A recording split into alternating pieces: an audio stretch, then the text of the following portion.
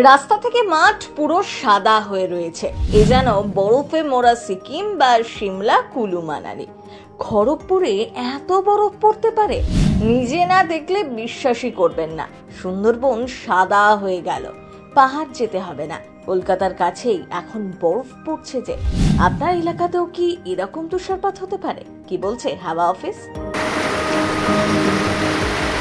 Kharagpur IIT চত্বরে পুরো সাদা আস্তরণ দেখে প্রথমে অনেকেই মনে করেছিলেন বরফ পড়ছে। আসলে সেটি ছিল জমে থাকা শিলার স্তূপ। দফা দফায় বৃষ্টি চলছে, তার সাথে পড়ছে শিলা। ঝড় ও শিলা বৃষ্টির ফলে Kharagpur IIT campus, rail line ও আশপাশের রাস্তাঘাটে পুরো সাদা আস্তরণ পড়ে যায়। অনেকেই ভেবেছিলেন খড়গপুরে বোধহয় বরফ পড়ছে।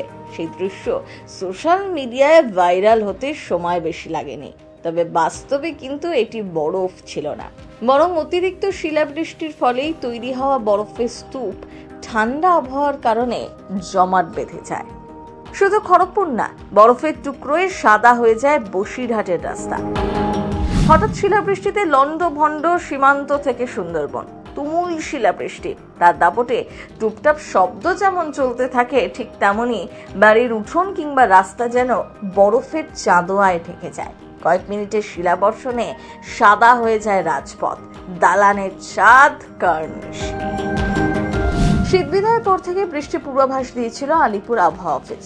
সেই পূর্বাভাস মেনে ইতিমধ্যেই জেলায় জেলায় মুষলধারে বৃষ্টি হয়েছে, সঙ্গে শিলাবৃষ্টি, একই সঙ্গে ঝোড়ো হাওয়া। ইতিমধ্যেই রাজ্যে জারি রয়েছে কমলা হলুদ সতর্কতা।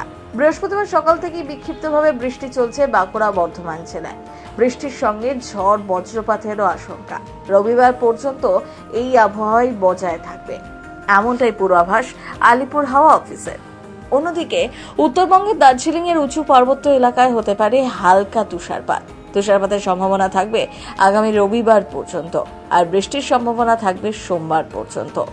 জলপাইগুড়িতেও ভারী বৃষ্টির সম্ভাবনা রয়েছে। শুক্রবার কলকাতা, পূর্ব মেদিনীপুর, দক্ষিণ চব্বিশ পরগনা জেলাতে 30 থেকে 40 কিলোমিটার গতিবেগে দমকা ঝোড়ো হাওয়া এবং বজ্র বিদ্যুৎ সহ বৃষ্টির আশঙ্কা। দক্ষিণবঙ্গের বাকি জেলাতেও বজ্র বিদ্যুৎ সহ বৃষ্টির সঙ্গে ঝোড়ো বাতাস বইবে।